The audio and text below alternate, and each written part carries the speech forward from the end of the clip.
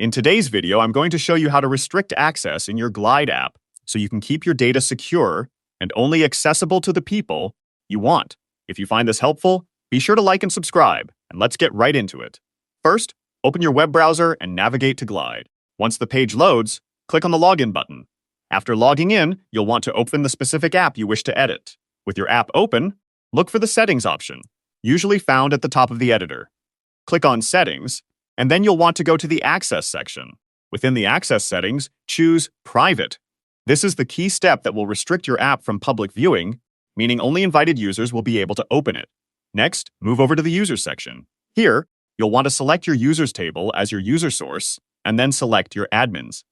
It's crucial that your admin data is properly set up. Make sure you have fields for name, email, and role. This structured approach is what allows you to control exactly who can see and interact with different parts of your app. Now, take a moment to double-check all your content and settings. Ensure everything looks as it should and make any necessary adjustments.